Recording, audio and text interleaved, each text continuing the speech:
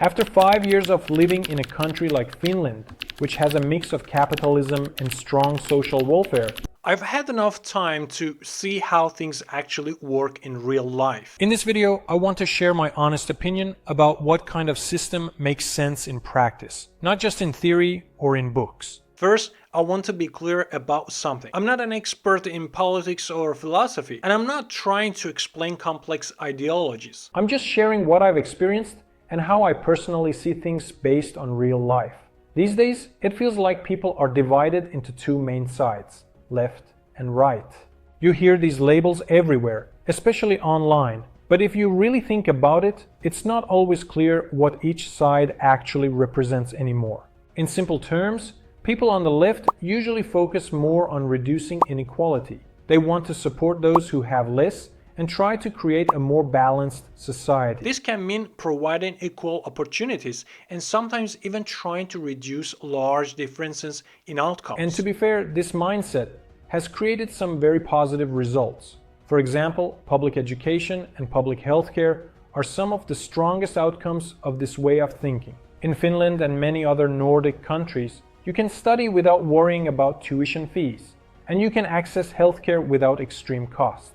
These systems make life more stable and predictable for most people. That kind of stability is something you really notice when you live here. On the other side, right-leaning ideas focus more on economic freedom. The main belief is that people should have the freedom to build businesses, create wealth, and grow without too much restrictions. The idea is that when individuals succeed, the economy grows as a whole. This approach also has clear advantages. It encourages innovation, competition, and risk-taking. It creates an environment where people are motivated to build new things and push boundaries. Many successful companies and technologies come from this kind of system. Now, one of the biggest differences between these two approaches is how taxes are handled. In countries like Finland, the tax system is progressive. That means the more you earn, the higher percentage you pay in taxes. The idea behind this is to reduce inequality and fund public services that benefit everyone. From one perspective, it makes sense. If you earn more, you contribute more to society. That money supports education, healthcare, and social security systems that help everyone live a better life. But from another perspective, it can feel discouraging.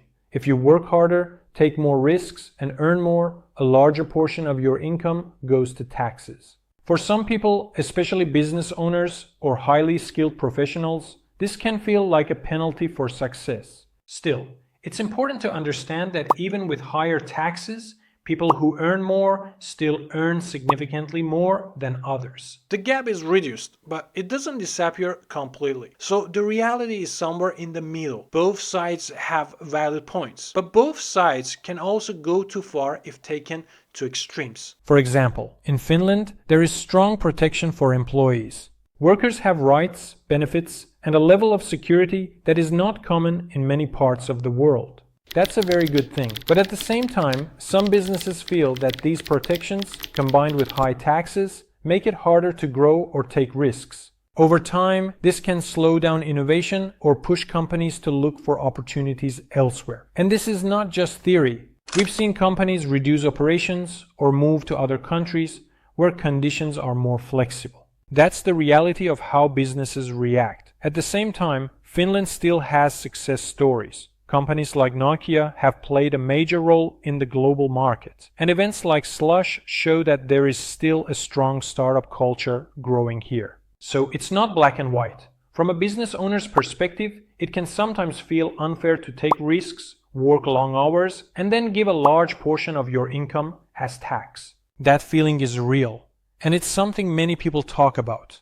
But on the other hand, if a system focuses too much on pure capitalism and ignores workers, it can create serious problems. If average people struggle financially, they reduce their spending, and when people stop spending, businesses suffer too. So in the long run, even business owners depend on a stable and financially healthy population. This is something people often forget.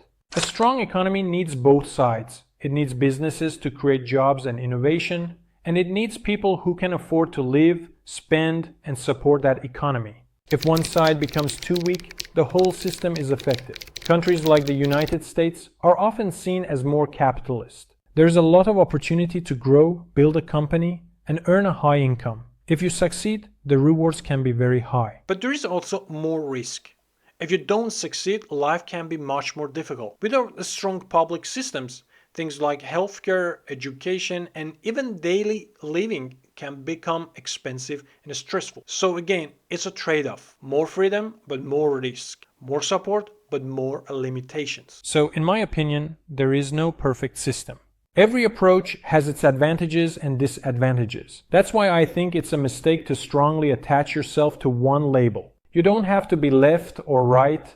You can understand both sides and take what makes sense for you. Because at the end of the day, your life is not a political theory.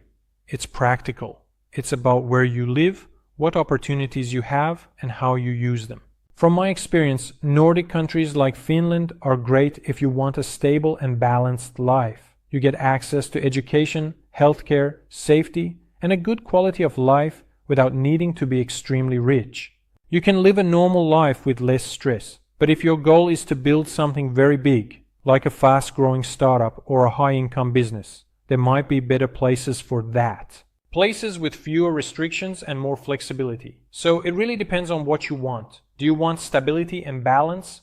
Or do you want maximum growth? And are you willing to take higher risks? There is no right or wrong answer, just different paths. And the most important thing is to understand the system you are in and learn how to use it to your own advantage. These are just my thoughts based on my own experience, so they are not perfect or absolute. If you see things differently, I genuinely like to hear your perspective in the comment section.